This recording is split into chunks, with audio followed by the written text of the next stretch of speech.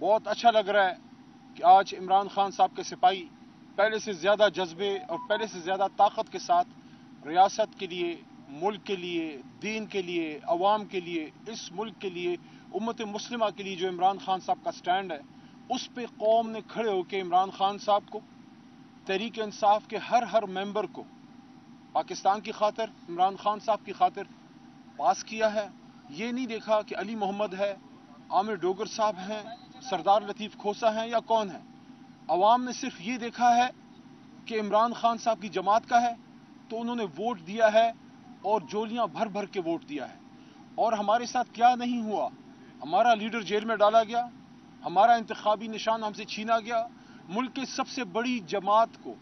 ادھورا کر دیا گیا، آدھی سے زیادہ لیڈرشپ کو پارٹی چھوڑنے پہ مجبور کر دیا گیا، باقی آدھی کے قریب جیل میں ہے، فاؤنڈنگ چیئرمین جیل میں ہے،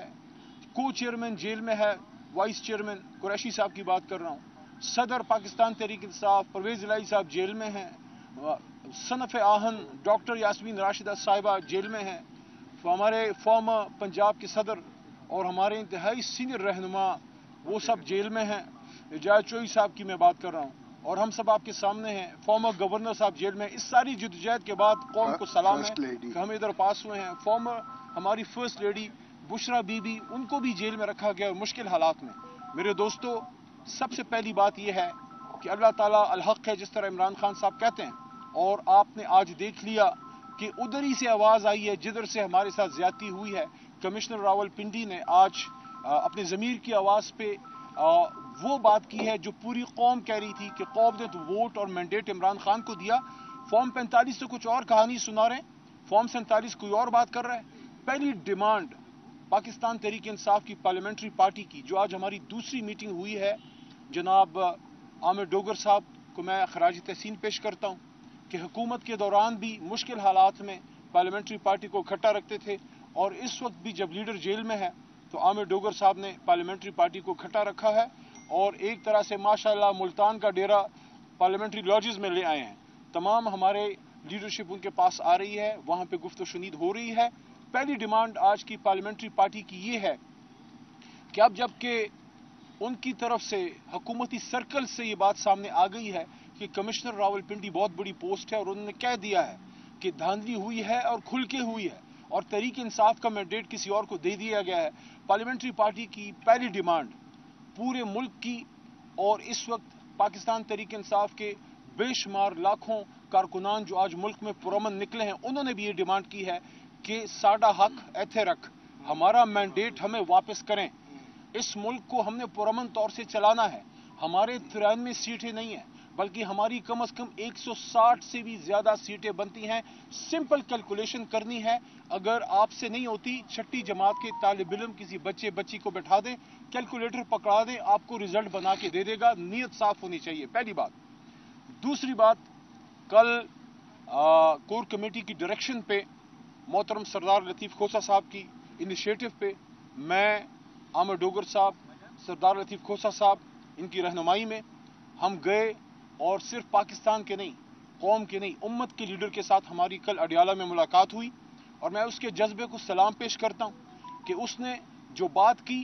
عمران خان صاحب نے وہی بات کی جو گرفتاری سے پہلے جب میں نے ان کو بتایا، انہوں نے کہا بالکل، جب رمضان میں زمان پارک میں عمران خان صاحب نے یہ بات کی تھی، جب ان سے پوچھا گیا آپ ہی کے ایک بھائی کی طرف سے کہ جیت کے بعد آپ کیا کریں گے، کیا انتقام کی طرف جائیں گے، کیا بدلے لیں گے، خان صاحب نے مسکرا کے اس وقت بات کی تھی، اور کل بھی مسکرا کے کی کہ نہیں، ہم فتح مکہ ماڈل پہ جائیں گے، ہم فتح مکہ ماڈل کی، ہم فتح مکہ کی مثال قائم کریں گے، ہم ان ہستیوں کے پیروں کی خاک ہیں لیکن ہم ان کے نقش قدم پہ جائیں گے،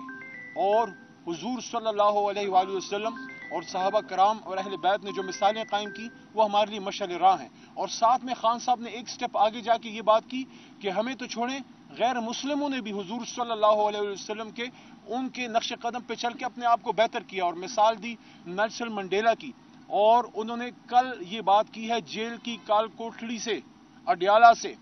امت کے لیڈر نے کہا کہ جس طرح نیلسن منڈیلا نے ٹروتھ اینڈ ریکنسیلیشن کمیشن قائم کر کے سچائی کی طاقت سے ساؤتھ افریقہ کو ظلم سے نکال کے، اندھیروں سے نکال کے روشنی کی طرف وہ آدمی لے گیا، تو ہم انشاءاللہ اس लाहे अमल पे जाएंगे, हम मुल्क को आगे लेके जाएंगे, सियासी इंतकाम नहीं, सियासी इस्तेहकाम की तरफ मुल्क को लेके जाएंगे। नंबर 1, ये बहुत बड़ी स्टेटमेंट है उस आदमी की जो 200 दिनों के करीब हो गए जेल में है, और वो इंतकाम की नहीं, वो फतह मक्का की मिसाल दे रहा है, वो हुजूर सल्लल्लाहु अलैहि वसल्लम के नक्श कदम पे चलने की बात कर रहे हैं। और उसके साथ दूसरी बात जो उन्होंने की वो ये थी कि अवाम को उनका हक वापस किया जाए, जो मैंडेट है वो हमें वापस दिया जाए, हम इस मुल्क को आगे ले जाएंगे, और अगर अवाम का मैंडेट चुराया जाएगा तो ये आईन के खिलाफ सख्त वार करने वाली बात है। फिर इतने बड़े प्रोसेस की क्या जरूरत थी, कौम को इतनी मुश्किल में डालने की क्या जरूरत थी? फिर आप घर बैठे फॉर्म 47 दे देते अगर किसी को जताना था। अगर कौम की माननी है तो जो कौम ने कहा है उसको मानना पड़ेगा। नंबर 3 जो उन्होंने बात की वो ये है कि काफी ये चीज चल रही है कि तहरीक इंसाफ की जो हमारी रिजर्व सीटें हैं मोहतरम खवातीन की, क्योंकि खवातीन का बड़ा किरदार है, और माइनॉरिटीज की खवातीन ने जो